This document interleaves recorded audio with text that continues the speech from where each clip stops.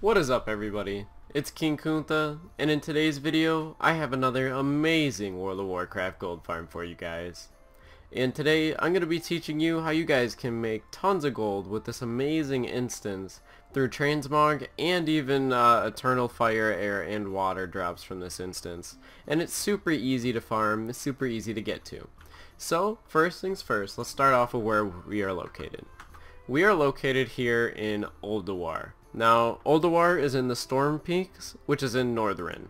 Now, the easiest way I took to get here was to take the portal from Dalaran to Northrend, which is lands you in Dragonblight, and then take the flight path to the Storm Peaks. Now, when you get here, you're going to want to go ahead and head right up here to this big green looking door, and then the instant swirl will actually kind of go ahead and start appearing for you guys. Now, ideally, we're going to go ahead and run this instance on normal, and basically just because we don't want to go ahead and hit our lock. So let's see here, normal, normal, normal. Okay, we are good to go. So we're going to go ahead and enter the instance. Now, the interesting thing about this instance is the fact that it actually is quite big. It's quite a big instance. So if you are a character that has any sort of movement speed buff or increase along those lines, then you're going to want to go ahead and utilize that to the fullest extent that you can. Because as you can see, this instance is a big wide open place. And it can kind of be a little bit annoying if you don't have a character that has some sort of movement speed increase. Back in the day, Bear Tartar was our go-to, but now it's basically Druid stuff, so that's kind of how it's working with us right now. And all we're going to do is we're just going to go ahead and pull the entire instance, and then we're going to go ahead and nuke them all at the end. Now, I go ahead, I kill everything, literally everything, and this instance is super easy. Now, if you are one of the people that actually has Northrend scavenging, you can actually get tons of Frostweave cloth, and you can actually get so much to the point that you can disenchant some of the epics that you're able to get from this instance, and you can actually go ahead and craft Frostweave bags with them. Now, in crafting Frostweave bags, if you have that, you can actually sell them on the auction house, and they actually sell quite quickly and quite well in Battle for Azeroth still. So as you can see, I got just a ton of Frostweave just there, and a bunch of these good old nasty disgusting things. But we're gonna go ahead and keep running the instance. So as you can see, it's super simple and super easy to do. I basically just run the entire thing. Now, if you look over here, this is where we go ahead and we start getting some of the eternal fires and stuff like that. They do drop from all these mobs, as you can see here. Not super difficult. Just pull them all and then nuke them all at the end of the instance, and then rinse and repeat. And that's basically the entire idea here. Now, you do have shots at some transmog pieces, but to be honest, they're not really super great. So this farm basically is ideal for the shuffle that you can do, which is if you come in with a tailor, pick up Frostweave scavenging, you are actually able to craft Frostweave bolts with those. With the Frostweave bolts, you're going to go ahead and just stack up as many as you possibly can if you're a tailor. As many as you can. And after you've stacked up a good amount, you're going to want to go ahead and have disenchanting as well, or have some way to go ahead and get some of that. Now, just so you guys know, Frostweave bolts will sell in the auction house for a good price in and of itself.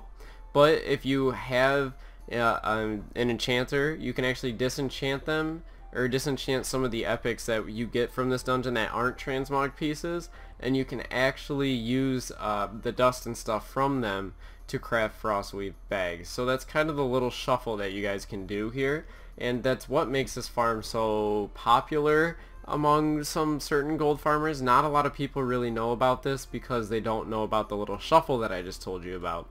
So if you go ahead and you look on your server for the prices on Frostweave bags and all that good stuff, you will actually be able to see if it's really worth it for you. Obviously, I would check the average sale rate on my server for Frostweave bags before I go ahead and did this farm, but I definitely think this can help you guys out pretty easily, and it's a farm that not a lot of people are farming, And yes, I just clicked that, and I know somebody's gonna make fun of me, but not a lot of people are farming this, and it's not really known to my knowledge to most people. As you can see there, I actually just got a ton of essences and stuff like that. So it's really an easy farm to do. You can just come in, come out. It's no problem, and then rinse and repeat. The only big issue with this farm is the fact that it is so big, and the instance can get quite tedious and annoying just because it's so big. Other than that, that's really all there is to this farm. You really just want to go ahead and kill everything that you possibly can. And that's it. That's all there is to it. So what I'm going to do now is I'm going to cut the video, and we're going to talk about some tips and tricks that you guys can utilize to help you guys make more gold out of this farm. And yeah, so basically all that good extra stuff. So we'll see you after I cut the video, and we will see you in a more visually appealing place. Alright everybody, we're back after that cut, and basically what I wanted to talk to some of you guys about is basically where the channel is standing at right now and where I plan to take some of these things in the future. So I announced that I was gonna upload this video a little bit sooner, but I actually wasn't able to because I was having some computer issues. They are fixed now. Had a bad RAM slot, and just it was a whole big mess. So we found the issue, replaced the RAM, it's all good to go. But other than that, I actually plan to do live streaming on both World of Warcraft Battle for Azeroth and World of Warcraft Classic. I will be covering both of those, and I think I'm going to be alternating between those two periodically, just so that I can get both audiences, so both people that want to farm things for World of Warcraft Classic and also people that want to farm things for Battle for Azeroth can do so. And also you can actually join me in these farms.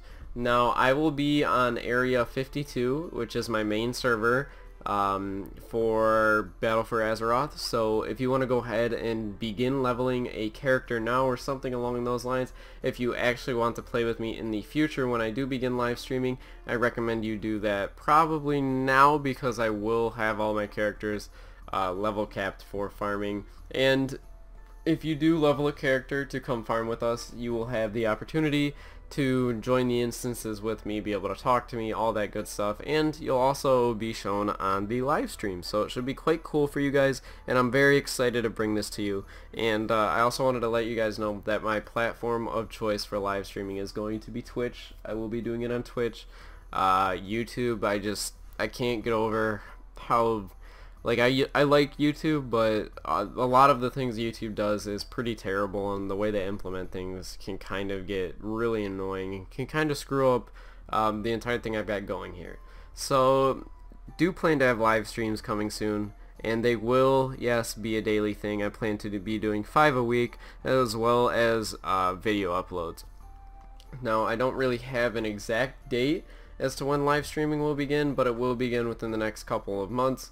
And I just want to try to give you guys a little bit of a heads up before I even begin announcing it to you guys, just so you guys know that if you want to play with me, so it's not a really big surprise, when I start streaming and then people are upset, in case I have to realm transfer or do any of that stuff, which I don't expect people to actually realm transfer to play with me. That seems like a bit much, but I just know there are some people that may want to do that, so that's why I'm putting this out there now. Yeah, so that's really all I had to talk about. I'm very excited to bring you guys live streaming. I will have custom subscriber emotes and all those little badges and all that stuff for you. I will have all of that, so it'll be quite fun for you guys. Also, voice to text will also be going up as well, so you guys can do all that fun stuff that all the streamers are able to do. So yeah, that's really it. I hope you guys enjoyed this video, and I just wanted to say thank you for the past couple of months. We've been doing pretty well subscriber wise. We've had a lot of new people to the channel, a lot of new people that I've never really seen in the comment section before, a lot of new personalities, and it's really nice to see you guys down there. And yeah, so thanks for any supportive comments you guys leave. They really help me out. They really motivate me to go ahead and create more videos, because as a YouTuber it can get a little bit discouraging sometimes, but when I see those comments, they kind of really help me push through those moments where I'm not really you know, feeling up to the task some of those days. So thanks for those, and yeah, that's been King Kuntha, everybody. I'll see you all in the next video.